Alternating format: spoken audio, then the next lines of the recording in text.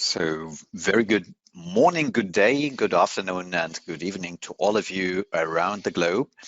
A very warm welcome to all of you to this last session of our STEAM webinar series, this time about steam water analysis systems, SWAS. So this time we're going to talk about the quality of the water and the steam all around the entire steam circuit. So this is where it all comes together. You're hearing the voice of Oliver, and we're very glad to have you with us. So my name is Oliver. I'm Head of Strategic Product Management for Vortex and Thermal Mass Flowmeters located in Endress+Hauser Flow. But today, unlike in the earlier sessions, I won't do much of the talking. The talking is going to be done mainly by Dr. Daniel Schweitzer. And Uwe and myself, we will support. So maybe Uwe, before we hit our main speaker, you have an introduction about yourself, please. Yeah, thank you. And also a warm welcome from my side for this last session of the STEAM seminar series. My name is Uwe Wagner. I'm at Endress+Hauser Group Services, and I'm in charge for the power and energy industry as a global industry manager, located in Wagner, Switzerland. And I'm happy to hand over now to Dr. Daniel Schweitzer, who is zooming in to our today's session of steam water analysis systems. Daniel, please. Thank you, Uwe. Thank you, Oliver. Also, warm welcome from my side. My name is Daniel Schweitzer. I am product manager at Endress+Hauser Liquid Analysis for customer solution, and this includes SWAS panels. And I'm very glad that you all joined us here and to give me a chance to present you in the following 45 minutes a brief introduction into what is SWAS measurement and, of course, what we can offer to help you with your SWAS measurement problems. Before we start, if you have any question, please type your questions and your comments in the chat box here. We will answer them at the end of the session. The session is recorded, so you can, in a few days, you can download the session via the internet portal. And we posted a few presentations and a few documents which you can download if you want to keep in touch with our product and with our offerings. In the last month, there were 4 sessions done by my colleagues Uwe Wagner and Oliver Seifert about different aspects of steam generation and steam measurement, starting from the steam production via the steam distribution, consumption, and recycling. Today, we want to go into the last part of this webinar series, into the steam analysis, the steam water analysis system. Let's start with a statement. Without utilities, the main core process will not run. Without all the utilities, starting from pressurized air till steam for your process heating, you can't do whatever it is you are doing. So the availability of your main process is limited by the availability of all the utilities. So the high reliability of all utilities, and this includes the steam system, is the precondition for the availability of your main process. And the costs of the utilities and especially of energies are constantly rising, currently, especially in Europe. So it saves a lot of time, it saves a lot of money, and it makes it competitive to keep the costs of your raw materials like water, fuels, and steam low. And also regulations are becoming more and more strict. So an efficient steam production and steam quality is getting a precondition for the production itself and a precondition for reliable and efficient and competitive production. So the steam quality is an important factor for the competitiveness of the product you are producing and of your financial position. So why do we need to measure the steam quality? It's the increase of your availability, the increase of your efficiency, and overall the safety of your whole steam system. We want to reduce the risk of corrosion. We want to reduce the risk of fouling and the risk of system failure in your process. And there are a lot of regulations we want to comply with. For example, the minimized operation personnel, like for example, the 70-hour unattended operation according to different limitations. And we need to comply, or you need to comply with the specifications of different components of your plant. For example, when you purchase a boiler, you get specifications by the boiler production, what specifications your feed water has to comply with, what quality your feed water has to comply with. Without the availability to prove that you will always comply with the specifications, there will be issues when there are warranty issues. So you need to be able to prove it. Therefore, you need to measure and you need to analyze your steam system. So let's compare what's happening. Let's compare our steam production with your kitchen at home. We all know over the time in our water boiler in our kitchen, we get lime layers and impurities inside it. And after a while, well, hopefully don't look like that, but it looks a little bit similar like that. This layer, we know it from our kitchen at home, leads to an efficiency loss. It takes longer till our water for our tea is hot. Well, it can lead to things like overheating, hopefully not explosion, but to other errors. In our kitchen, we just clean it. We use citric acid or other cleaning materials to clean it.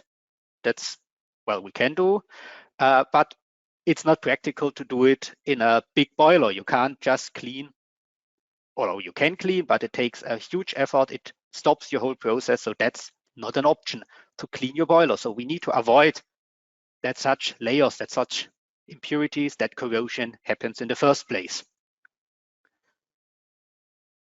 These lime layers, they reduce the heat transfer in the heat exchanger, increase the operational cost.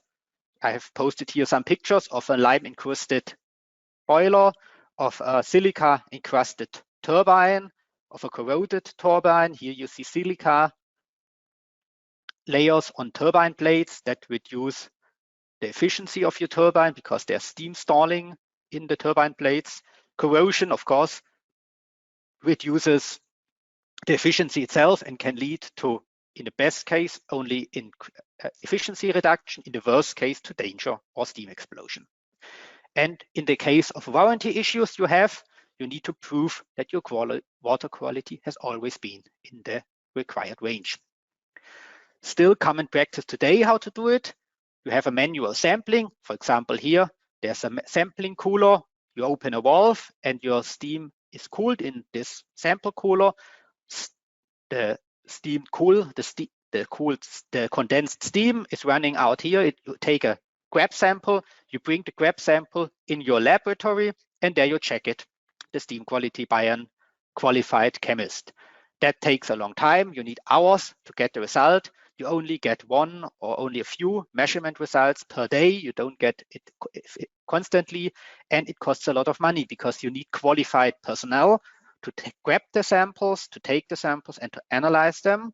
There are human errors, and of course, the result is always to a fraction depending on the chemist and on the personnel who's doing this. So we want to automate it. That's where SWAS system comes into mind. SWAS is the abbreviation for Steam Water Analysis System. And it's a system, and it's a term commonly used for monitoring steam, condensate, feed water automatically, continuously, to control the quality and to avoid impurities in your steam boiler and in your entire piping system. There are many reasons why the impurities can happen. Most general or the most common are you have insufficient raw water treatment, or your raw water quality is changing. You have leakages in the vacuum part, like the condenser of your system, and therefore cooling water, like for example, river water for cooling, runs into your steam cycle. Your water conditioning system, like degassers or the alkalizing dosing unit, is not operational or not operating in the correct range.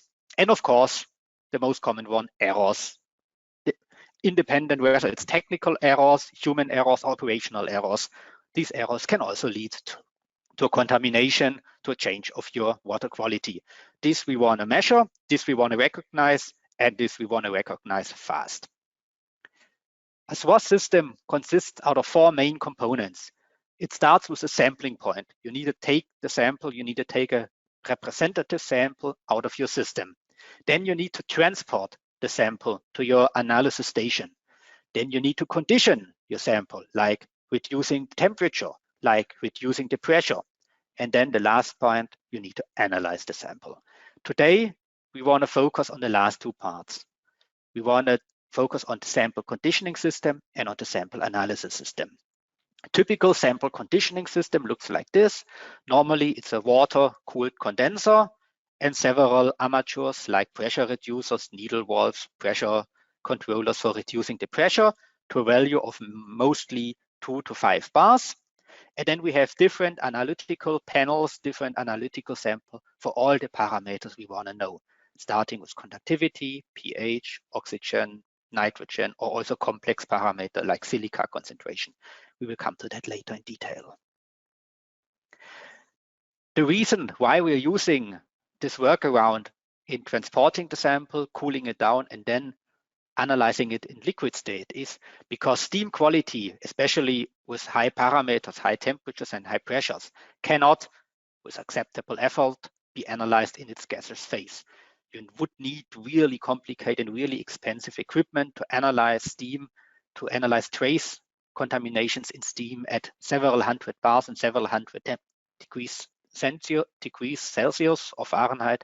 So to avoid these really sophisticated gas analysis system, we condense it, we reduce the pressure to bring the steam into its liquid form, and then we can analyze it with much less effort in its liquids phase by using standard liquid analysis sensors and analyzers.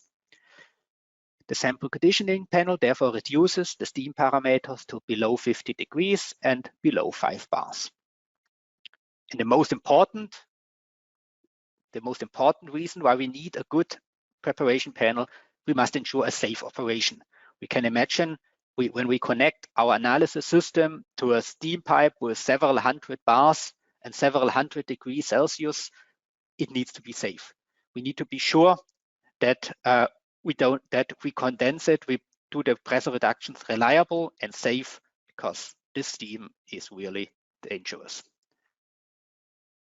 So a sample conditioning system consists at least out of the following main components. Normally a water-cooled condenser, pressure reduction valves. The most commonly used methods are a pressure controller or a combination of a needle valve with a back pressure regulator.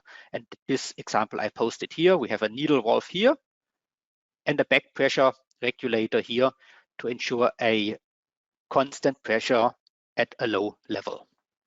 We need a temperature safety valve in case there is any kind of error, like for example, your cooling water stops or you have a leakage system and all the steam rushes through. We need to stop it, and therefore we need a temperature safety valve. Normally it is set to about 50 degrees. So when the temperature at the outlet increases above 50 degrees, either an electrical valve is closing or a mechanical valve is closing to ensure that in case of an error, no overheated steam rushes through our system and damages the equipment or causes danger. And of course, there are endless options like blowdown lines to flush the steam line, different filter, different instrumentation, pressure, temperature, and flow gauges. A lot of amateurs and safety valves we can integrate. There's a near endless version of options depending on your local installations and your local needs. So the most commonly used parameters for SWAS system are the pH value and the concentration of dissolved oxygen. These two we mainly need to avoid corrosion. These correct pH value, mostly it's in the term of 9 to 11 pH level.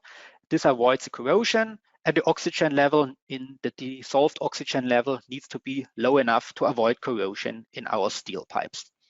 Then we measure the conductivity, the total conductivity, the acid and cation conductivity to avoid depositions, the degas conductivity to optimize our turbine operation if we have a turbine and if we need to optimize it. And then sodium silica concentrations, they are mostly needed to avoid the formation of depositions on turbines, and the turbidity or total or the concentration to measure the concentration of undissolved impurities, like for example steel particles which are removed out of our system. So I want to give you a short introduction. What is the total and what is the acid or cation conductivity? Because I get these questions a lot of times. What is the difference? Why do we need the cation and the acid or the acid conductivity? Starting with the total conductivity. What do we actually want to know? You want to know the concentration of our impurities, like for example, the concentration of lime, like for example, the concentration of salts. But what does the conductivity tell us? The conductivity is always the sum of all the conductive components in our sample. So in this case, mostly it's the conductivity caused by our alkalizing agent, like like sodium or ammonia, and it's the conductivity caused by the impurities, like for example, salts or hardness. And as you can see in the simplified sketch, the conductivity of our alkalizing agent is always the majority. 80, 90, 95% or 99% of the conductivity is caused by the conductivity of our alkalizing agent and not by the concentration of what we want to actually measure, concentration of impurities. So the total conductivity don't give us an indication of the concentration of what we actually want to measure. It's like looking at a ship. Most of the weight is caused by the ship and not by the captain, and we want to know what's the weight of the captain. So that's why we need a cation exchanger. A cation exchanger is filled with sulfuric or with acid resin, and this acid resin neutralizes our alkalizing agent. Because in this case, the acid resin, like in this case a sulfur-based acid, reacts with our alkalizing agent and forms water without conductivity. So the cation exchanger removes or neutralizes the alkalizing agent, but he's doing a second thing. The contaminations are transformed into its acid form. For example, salt is transformed, sodium chloride is transformed into hydrogen chloride. And therefore the conductivity is amplified by a factor of about 3. So in this case, we remove the ship out of the equation and we amplify the weight of the captain. And then with the cation conductivity, we can measure the weight of our amplified captain. And therefore we get an indication of the concentration and the impurities in the first place. And then there's a second thing this is very handsome. We can measure or we can calculate the differential conductivity. This is just total conductivity minus cation conductivity. And this value, differential conductivity, can be used if we know what alkalizing agent we have to calculate the pH value in a specific range. There are standardized formulas how to calculate the pH value out of the differential conductivity. So with only 2 measurement probes and this cation exchanger, we get 3 things. We get the total conductivity, the cation conductivity, and we can calculate the pH value for free. Here an example of one SWAS system, how a whole system looks like, starting with a water-cooled condenser, again a combination of needle valve and back pressure regulator to reduce the pressure to a level of about 2 bars, a mechanical safety valve which shuts down the whole system in case of an error. We have safety valves, in this case a cooling water safety valve in case of overpressure in our cooling water system, and a flow indicator of our cooling water. And an analytical panel consisting out of 2 sensors in parallel arrangement and our 4-channel Liquiline CM44 transmitter. Another system, in this case a rack with 6 different sample lines, 1, 2, 3, 4, 5, 6, and analytical panels with pH sensor here, and a cation exchanger here with 2 conductivity sensor for the total and the acid conductivity. And each Liquiline, in this case an 8-channel Liquiline transmitter, is used to measure 2 analytical panels. So with one transmitter we could connect up to 8 sensors, in this case 6 sensors, 3 for each sample line. So in the last 10 minutes, I gave you a short introduction into why we want to measure SWAS. Now let's go into a little bit your application examples of SWAS measurement systems in a steam boiler. In a steam, there are two main different steam boiler types: shell boilers, fire tubes boilers. We looked into them in the last 4 webinars in detail. Shell boilers or fire tube boilers, they are in small to medium-sized plants with medium temperature ranges, starting steam temperature ranges from 100 degrees to mostly 250 degrees, sometimes bigger, sometimes smaller. And there's the water tube boilers. This is normally used for large-scale boilers, like for energy production. The most commonly known shell, a fire tube boiler, is the steam drain. Today, we want to focus on our process steam plant, on our shell boiler plant. But most of the things I will say in the next 10 minutes also is correct for the water tube boiler. So when we have here a typical steam plant, there are 6. The steam plant has lower water quality demands in general. There are less requirements for the water quality compared to water tube boilers. Sometimes there's even a saline operation possible. You need simpler water treatment plants. It's for small scale boilers where often a softener in your water preparation system is sufficient. Type of your water preparation system you have mostly depends on economic aspects, quality of your water which is available, your maintenance effort which is acceptable. So this depends really on your application. But there are 6 main sample points. Of course, in most plants, not all of them are used. Which sample points you need depends on your local installation. Let's look a little bit. We start with feed water, which we can analyze. The feed water enters our main boiler. There it is evaporated and leaves the system as steam, which we can analyze. Then the steam is somehow used in your system. Sometimes we need to inject water, which we also could analyze. Then the steam is doing whatever it should be doing and is recycled back. We can analyze the recycling water which comes back. The hot condensate is collected. Remaining steam is removed. It is saved in a receiver tank, and then the condensate is brought back into our production process. We could also analyze in this point. It is deaerated. It is in new water from our water treatment plant is injected, which we could also analyze, and then the process starts again. A part of the fraction is in our boiler is brought down by our blowdown, also analytical point. Starting with the makeup water or your new water. The sufficient makeup water quality is the precondition of your boiler water quality, because the water in our system can never be cleaner than the water we inject in the system in the first place. So an inadequate water treatment leads to all the problems we want to avoid. Typically at this point we measure the conductivity, sometimes the cation conductivity, the pH value, and the TOC concentration if there's organic load in our water, and depending on your system, silica and sodium. Then the most important sampling point is the steam sampling point. The steam we get, here we need to absolutely be sure that the steam quality is sufficient enough for what we want to do with our steam.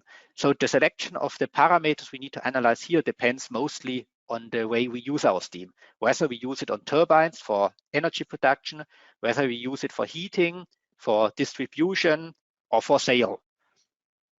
And here we also have the highest demand on the sample preparation because we have the highest temperature and the highest pressure at this point.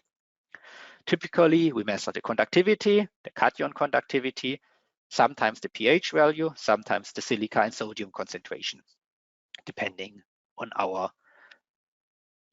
the use of our steam. Then the blowdown. This is a sample point which a lot of people are having some troubles because they don't know what to do. So let's start. When the water evaporates in our boiler, it is replaced by fresh feeding water. But only a fraction of the salts are evaporated and taken into the steam phase. This is called carryover. The remaining contaminations are accumulating inside the remaining feed water. To avoid an accumulation of the salts, we need to bleed it. And therefore, depending on your operation, constantly or periodically, a part of the water in the system is bleeded so that there is no accumulation of the non-evaporated contaminations and impurities. This is kind of sludge sediment which is collected in the lower part of the boilers. We also see it in our water boiler in our kitchen. There's a sludge sometimes forming at the lower side of our boiler, which don't taste well when we put it on our tea. This is more or less the same effect which is happening here. Some salts are collecting at the lower side. We bleed it out of the system. And we should analyze it also, this blowdown sampling, because this gives us an indication of the quality inside our boiler. We need to measure the conductivity, the pH value, the turbidity, if they are undissolved salts. Sometimes we also measure the totally dissolved salts, and oxygen and cation conductivity depending on your application. And here, the better the makeup water quality, the lower the blowdown fraction is. This saves us money and saves us operational cost. And then the feed water, the water we enter in our boiler. This is the boiler water. This is what comes next to the steam. We need to monitor this so that no corrosion and scale up occurs in our boiler, because everything we enter with our feed water is inside our boiler and can cause problems. So in this case, we need to measure the conductivity, the cation conductivity, the pH value to be sure that the water enters the boiler has the correct pH and oxygen concentration to avoid problems. We need to analyze silica and sodium sometimes, and the gas conductivity if we want to operate and if we want to optimize our turbine operation. The condensate which returns from our whole system, well, what we can do with our condensate depends on your process. Sometimes we have to discharge it, but we want to reuse it because reusing it saves money. Reusing it saves resources. That's a good thing. So we need to analyze what comes back of our system to avoid that we contaminate our whole system with impurities from our steam use. What we analyze here, there is no general explanation. There's no general statement. This depends on what you're doing. So I want to skip a little bit around above this. After collecting it, condensate in our receiver tank, we could also check the quality a second time. But well, this depends on your process. Sometimes we inject water in our superheated steam to create saturated steam. And when we inject fresh water in our steam, we need to be sure that the water we're injecting has no unwanted contaminations. Also here, what we want to check depends on what we want to do and if we do this. So let's come to our observations, to your most commonly pains. What we get as feedback from our customers, what their operational problems are. First of all, how can I minimize the depositions and the corrosion inside my whole system? The answer to that pain is the impurities, all our salts, all our hardness are evaporated, form solids, which can cause deposition and blockages in pipes and armatures. And when superheated steam is cooled down in a turbine, especially silica, condense on your turbine blades and lead to depositions in the turbine blades, which causes steam stall and an efficiency reduction.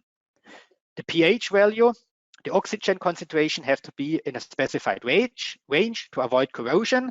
pH value of about 9 to 10 is ideal to avoid corrosion, and a low oxygen concentration of several ppb, depending, sometimes it starts 2 ppb till 20 ppb. This is the most common concentration range.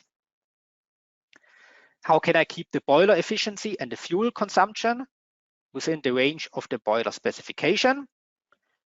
This more or less the same answer. Impurities, salts, hardness cause deposition on our pipes, on our boiler, and these layers reduce the heat transfer in our boiler.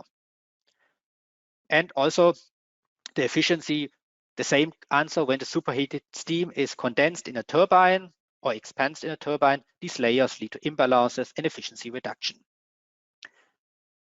How do I manage that only scheduled services are required? When all your water parameters are constantly, and I want to underline the word constantly, inside the specified range, the risk of failures is minimized. And the measurement techniques with measurement technologies with predictive maintenance, like for example our MemoSense sensors, ensure that only scheduled services are required, so that you're not having the problem that you need to take the measurement system out of the operational for maintenance reason during our operational times. And in this time, when you change and when you repair a measurement system, you are flying blind. So we want to ensure that the measurement technology is always operational and only during the scheduled maintenance intervals changed or replaced. And the use of measurement technology with no consumables, like our EDI cation exchanger, which I will mention in 10 minutes, or optical oxygen sensors, they reduce service intervals, and therefore you don't have to refill consumables during your operational time, which gives you a measurement downtime and causes that you're driving blind. How can I ensure sufficient steam quality with minimal OPEX, and how do I obtain a non-automatic operation without operators? When you combine your SWAS system with online measurement equipment, you reduce your OPEX cost because you need less personnel, and compared to manual sample and manual analysis. And when you use digital pre-calibrated sensors, digital communication and diagnostic functions like our heartbeat technology, you ensure a remote operation with minimal service effort. When we get all the status information of sensors and equipment online via digital communication, you don't have to check it periodically if your measurement system is operational. So that's the end of our first part of this webinar. Uwe, are there any questions so far? Yeah, thank you, Daniel. There is one question on slide 14 regarding the pressure. And how about the pressure safety in the pressure is more than 5 bar? So I guess that's related to the cooler and the pressure and the how to handle the pressure. Mm-hmm. Yes, you have at the inlet of your system, you have your whole system pressure connected. This can be up to 300 bars when you look at sophisticated power plants for energy production. So you want to condense your steam in its highest pressure form in 300 bars. After the condensing, you have either a needle valve or you have a pressure controller. And by this, you expand this liquid condensate to a pressure. And then if you have a needle valve here, you need a back pressure regulator to ensure that you have a stable pressure level before entering the analytical part. Of course, if there would be a failure, for example, at this needle valve, either by a technical failure or by operational failure, the pressure here would increase. Therefore, you have this back pressure regulator, which avoids this. Or, of course, there are lots of installation where you add additionally safety valves. If you have, for example, a breach somewhere, then all the steam would rush through and the temperature would shoot up when you have a breach somewhere. This is why we have here this temperature safety valve. In case of a breach and the water rushes through the system, the cooler won't be able to condensate it sufficiently. Therefore, the temperature increases and our safety valve closes down the whole system to avoid error, to avoid danger in case of a breach, system breach. So in this case, we have a kind of double failure. We have a safety valve, which shuts down in case of a breach, leakages, or insufficient cooling water availability, and the combination of needle valve and pressure regulator gives us a stable pressure level at the outlet of for our analytical system. Okay, very clear. Thank you, Daniel. There is no remaining question this time. I just encourage you, the audience, if you have any question, please feel free to write us in the chat. We will come back to you with the answers and have the goal for having all your questions answered. Okay, thank you, Daniel. Thank you, Uwe. In the last 10 minutes, I want to give you a short introduction in our SWAS equipment, in our SWAS offering, and especially in the highlights of our portfolio. We offer different sample conditioning panels in different temperature and pressure ranges, started from 50 bars, our smallest panel, up to 320 bar, our biggest panel with multiple options with different kinds of safety valves, blowdown lines, gauges, filter, flow indication, amateurs, and secondary safety valves in case of if you have a double safety feature. And various analytical panels and analytical equipment, starting from conductivity, cation conductivity, TOC concentration, silica concentration for nearly all commonly used SWAS parameters. For our pH value, we suggest the CPS 11E pH probe. For dissolved oxygen, we have the COS22 probe or the COS81 probe. The COS22 probe is an amperometric oxygen sensor. The 81 probe is an optical oxygen sensor. The optical oxygen sensor has a big advantage that no consumables are used. In an amperometric sensor, there's a reaction agent inside the sensors, which is spent after a period of time and then have to be replaced. Optical sensor don't have consumables. Conductivity, we have the CLS15 probe in two different measurement ranges, starting from 0.04 microsiemens, that's the minimum water can achieve, up to 200 microsiemens, which is normally more than enough for all power plant applications. You can measure the total conductivity with this sensor, the acid conductivity. For measuring the acid conductivity, we have traditional cation exchanger and our highlight, the EDI cation exchanger, I will mention in a few minutes. We have the gas conductivity analyzers for optimizing your turbine operational. Turbidity, we suggest the CUS52 probe with its corresponding amateurs to measure the conductivity even in lowest ranges. And we have analyzers for sodium concentration, the CR76, for silica concentrations, the CR80. That's my favorite analyzer because it's the first product I developed as an engineer I was part of. And we have the TOC concentrations for the measurement of the total organic carbon via differential conductivity. To round up this whole portfolio, we have our SWAS Compact analyzer. This is an analyzer for SWAS, especially for process industries. This is a small analyzer where all the equipment I mentioned in the last 35 minutes are integrated into one compact, maybe this size analyzer.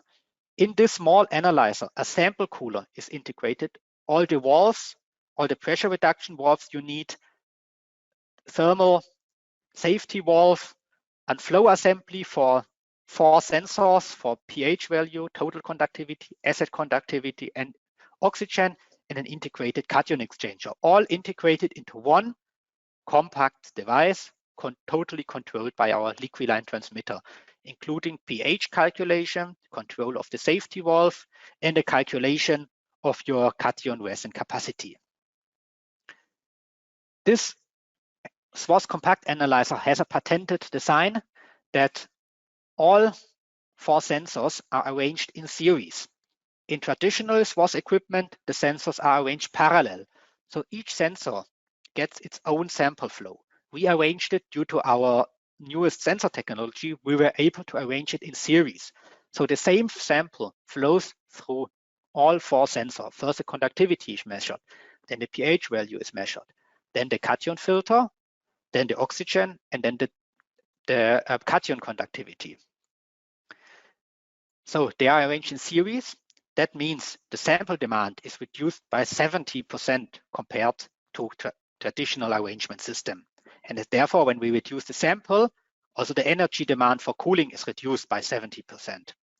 It is also available with and without cation exchanger and a stiffened version for marine applications. What means sample reduction is reduced by 70% in case of Euro? Let's assume we have steam parameters of 250 degrees and 30 bar steam parameter. Let's assume we operated 8,000 hours a year, so more or less constantly. And let's assume we have a fuel price of 50 euro per megawatt hour. This is the gas price currently in Europe.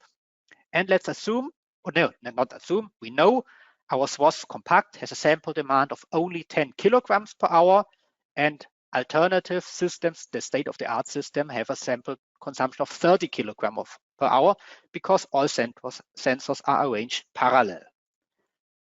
That means we have a saving of 20 kilograms of sample per hour.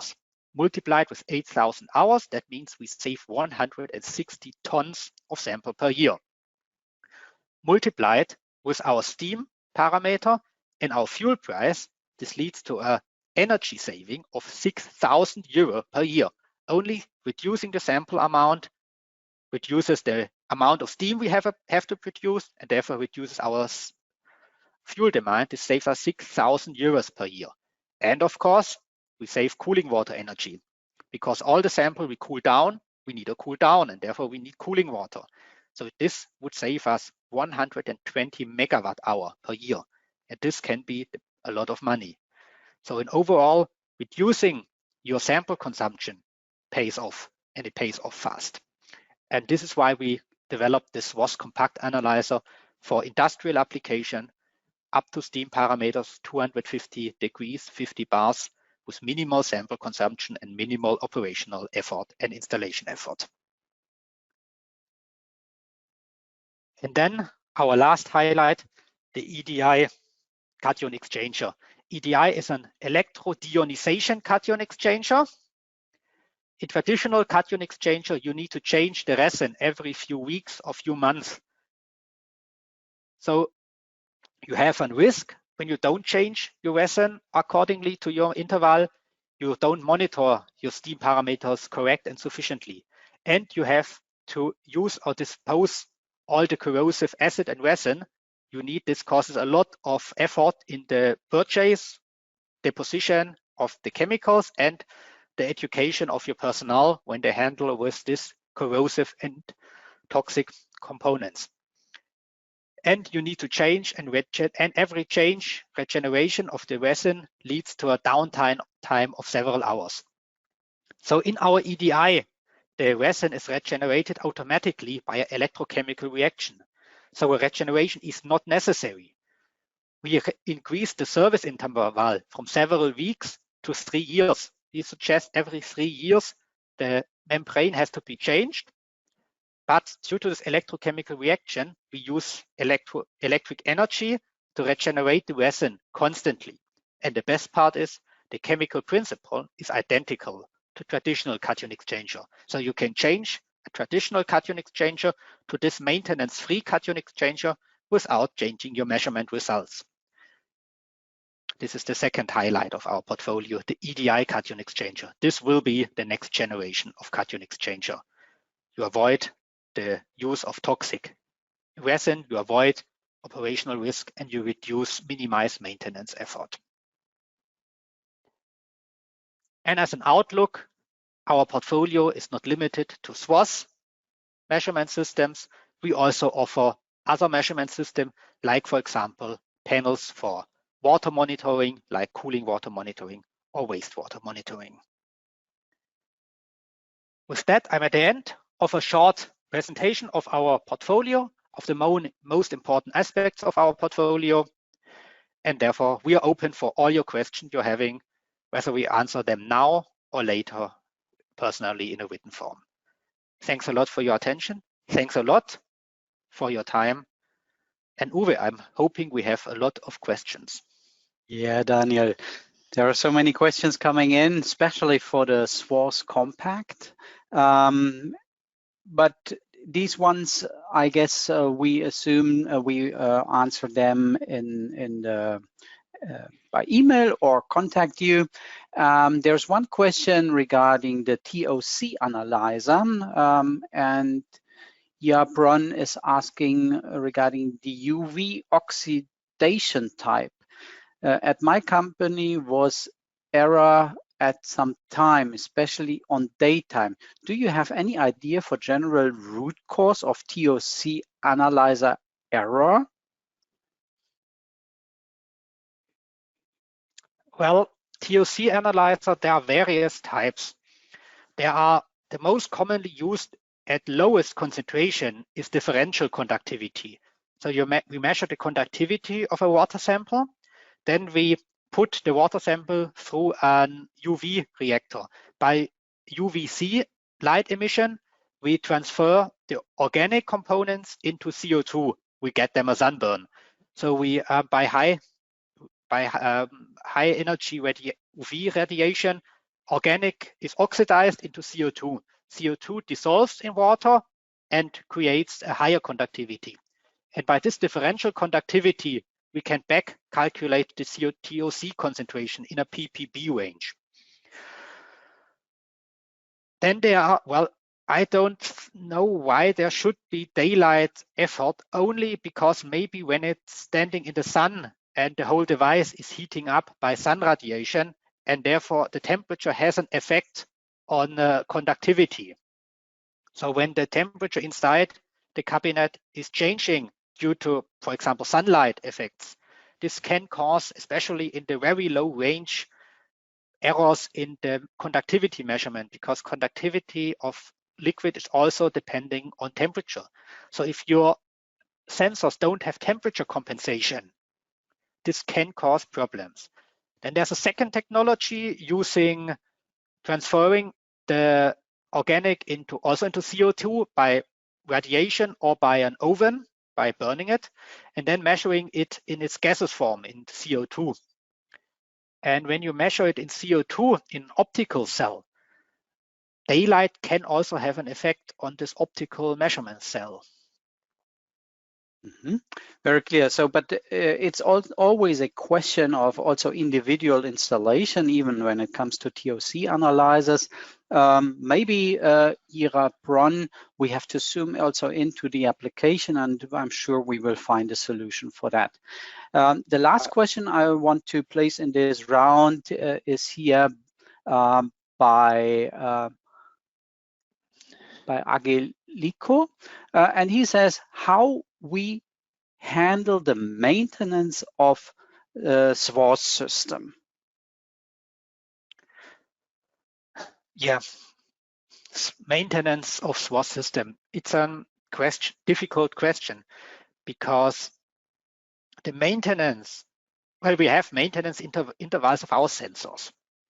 In our sensors, in our digital MemoSense sensors, there is predictive maintenance inside programmed, like calculator when consumables are consumed. So these are scheduled maintenance intervals. We do it in our way. Other companies which offer, of course, also very good sensors, do it in another way. But the modern high quality sensors, they have, most of them, some kind of predictive maintenance, more or less on the one or on the other way. So this is the maintenance interval of the sensors. The maintenance interval of the SWAS system, of the mechanical SWAS system, like the cooler, the valves, this depends a lot on the quality of your cooling water and the quality of your sample. When you have a sample with a high concentration of solids, like rust particles or iron oxide particles, you need, of course, filters to avoid blockages, and then you need to change these filters. But this is actually not a maintenance, more or less an operational effort. The same is with when you have a poor cooling water quality, you get depositions inside your coolers, which you have to remove after a while. So this depends a lot on the quality of your operational parameters, of the quality of your cooling water, the quality of your sample water. So on this case, you have to look also on the application. I think there's no general answer to say you need to do exactly that to avoid any operational problems. Very clear. And several companies, they do have also operation or maintenance intervals, time-based. Also, we as Endress+Hauser, we are happy to offer you our services to have a look on your steam water analyzer systems on a contracted base. Yeah, so time is passing so quick, and I thank you, all the audience, very much for being part of this STEAM seminar series of Endress+Hauser. And happy to have you in one or the other seminars here again. And thank you so much for zooming into the details of steam water analysis systems by today, Daniel. And saying that, we wish you all a wonderful remaining day, and stay safe, stay healthy. Oliver, please, happy to have your words as well, because without you, all this would not have been possible. Yeah, thanks a lot, Uwe. Thanks a lot, Daniel. That was a great session. Thanks a lot. So that was a great series of 5 modules also regarding steam, and thanks a lot also to the audience for that great feedback that we kept receiving. Really, we had thousands of registrations in total, and this is so good to see that, the huge interest. And stay safe, stay healthy, and please make use of the information that we provided. So all the best, and thanks again. Bye now. Bye. Bye.